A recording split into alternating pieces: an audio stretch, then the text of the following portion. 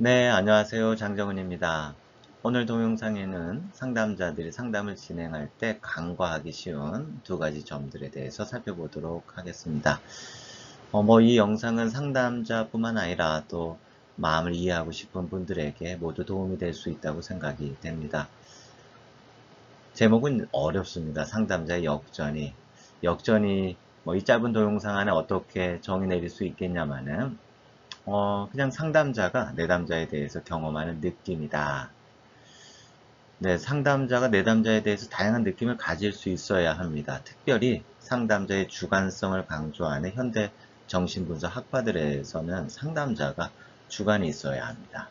상담자가 주관성을 갖고 상담에 임할 수 있어야 합니다. 그 말은 내담자를 만날 때 다양한 느낌을 가질 수 있어야 하겠지요. 한번 읽어보도록 하겠습니다. 상담자가 증상을 완화시키려는 방식으로 심리 상담을 하는 경우를 자주 본다. 일반적이죠.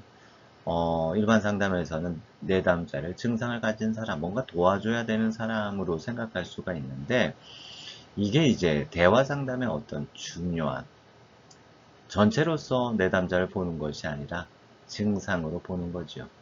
되게 부분 대상 관계의 성격이 강합니다. 그래서 이게 좋아진다고 한들 글쎄요, 이 마음의 문제를 다룸에 있어서 정신분석은 이 부분이 갖고 있는 한계를 지적합니다. 특별히 내담자를 도우려는 강렬한 소망이나 내담자의 불편함을 보지 못하고 고쳐주고 변화시켜 주려는 마음이 강한 내담자일수록 내담자의 이야기를 공감적으로 경청하지 못하게 되겠지요. 무슨 말씀이냐면 막 도와주고 싶어요. 증상을 좀 완화시켜주고 싶어요.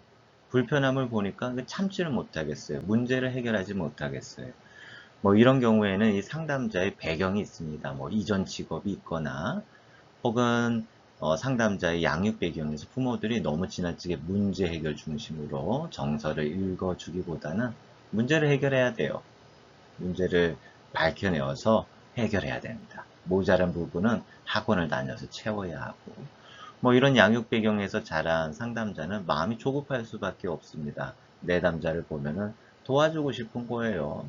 빨리 낫게 해주고 싶고 문제를 치료해주고 싶은 거지요. 하지만 여러분, 이게 참 어렵습니다. 이렇게 접근하면 접근할수록 부분 대상 관계의 성격은 더 강해지고 상담자의 깊은 이 뿌리가 제 마음속에 있는 깊은 양육 배경에서 나오는 이런 성격적인 측면이 이렇게 상담 관계에 드리워지게 되겠죠. 상담 예시가 하나가 있습니다. 가령 한 친구가 자신의 마음을 알아주지 않는 것을 보고 이제 모든 사람과 거리를 두고 싶다고 한 내담자가 말했을 때, 네, 이런 경우를 자주 볼 수 있습니다. 내담자가 왔어요. 자신이랑 친하던 친구가 자신의 마음을 알아주지 않는데요. 그러면서 하는 말이 이제는 모든 인간관계를 끊어내고 싶다. 나 혼자 되고 싶다. 이제 다 지쳤다. 마음이 너덜너덜해졌다. 이런 이야기를 합니다. 그런데 이것을 상담자가 몰라줘요. 접촉하지 못해요. 왜냐하면 이 내담자의 마음에 이 경험을 모르기 때문에 그래요. 그런데 이 내담자의 지금 이야기 속에서 이 부분이 있습니다. 자신의 마음을 알아주지 않는 것에 대해서 깊이 실망한 거. 이거는 대상관계 이론을 공부하신 분들이라면 너무 중요한 인간의 핵심적인 어, 관계와 애착의 측면이 담겨져 있습니다. 이게 진짜 인간의 깊은 뿌리가 있어요. 인간 마음의 심층을 보여주는 부분입니다. 참 중요한 부분이에요. 이게 첫 번째로 간과하기 쉬운 거예요. 사람은 관계를 추구하고 애착을 추구하기 때문에 그 관계와 애착에서 마음을 알아주지 않거나 그리고 자신이 보호되지 못한다고 느끼거나 관심받지 못하고 있다고 생각하거나 사랑받지 못하고 있다고 느낄 때 이게 유년 시절의 배경을 두고 있습니다. 마음이 본래 너덜너덜해집니다. 마음이 깊이 상처를 받게 돼요. 그것은 왜냐하면 사람이 관계를 추구하기 때문에 그렇습니다. 애착이 본능이기 때문에 그래요. 이것을 깊이 심층해서 이해할 수 있어야 되는데, 이 기억이 상담자들이 이 유년 시절의 기억이라든가 이걸 이제 세포 기억이라고 보통은 이야기합니다. 그걸 잘 이제 망각했어요. 몰라요. 그 내담자의 마음을 깊이 이해할 수가 없어요. 이렇게 되면 두 번째 이제 상담자가 어떻게 개입하는지 보겠습니다. 이렇게 개입할 수가 있어요. 누구나 그렇게 비판하지는 않을 거예요. 충분히 할 수 있죠. 그런 개입입니다. 누구든지 선생님을 그렇게 마음을 알아주지 않을 거예요. 알아주지 않는 건 아닐 거예요.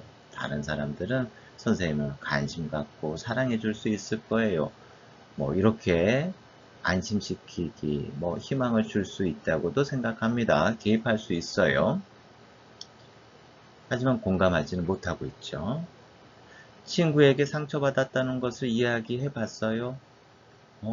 그렇게 꽁꽁 혼자 숨겨져 있으면은 자신의 마음을 표현하지 않으면 상대방은 몰라요. 또 이렇게 개입할 수 있어요. 제가 보기에 그 친구는 딱히 상처 주려고 했던 것은 아닌 것 같은데요.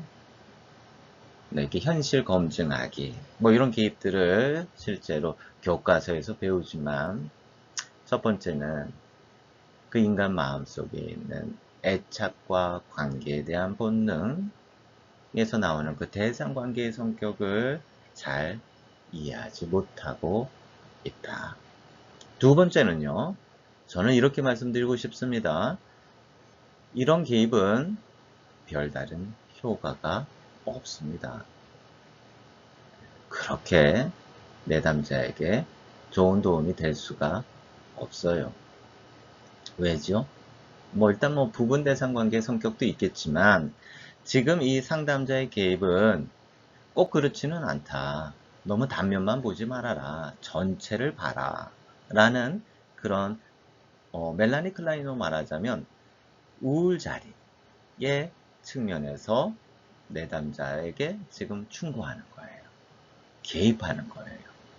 그러나 이 내담자는요, 이제 모든 사람과 거리를 두고 있겠다. 난 거리를 두고 싶다. 라고 이야기하는 점에서 보면 뭘까요? 자리가 달라요. 이 내담자의 이 마음의 위치는 우울 자리에 있지 않아요. 전체로서 볼 수가 없어요. 마음이 많이 지금은 분열시킨다라고 볼 수 있어요. 분리시켜서 보는 거예요. 즉 마음의 자리가 우울 자리가 아니라 멜라니 클라인의 대상관계 이론을 보자면 편집 분열 자리에 더 위치해 있어요. 이것은 우리가 항상 왔다 갔다 할 수가 있어요. 편집 분열 자리에 있는 내담자, 상처받고 후퇴하려고 하는 이 내담자에게 우울 자리에, 우울 위치에서의 개입은 별다른 도움이 되지 않습니다. 마음의 자리가 달라요. 그러므로 두 가지 점에서 이 상담자의 이 상담에서 주목해야 되는 부분을 놓치고 있다.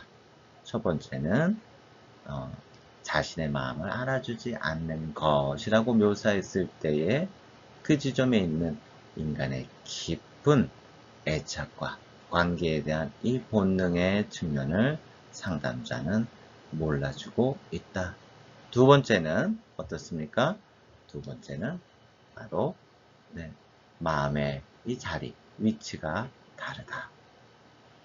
물론 공부를 좀 해야 되기 때문에 이 우울 자리와 편집 분열 자리는 여러분께서 한번 참고 도서를 통해서 이해해 보시면 어떨까 싶습니다. 영상을 통해서도 나중에 이 편집 분열 자리와 우울 자리는 더 말씀을 드리도록 하겠습니다. 두 가지 점 꼭 기억하시기 바랍니다. 제가 짧은 시간 안에 다 강조하기가 어렵네요. 하지만 참으로 중요합니다.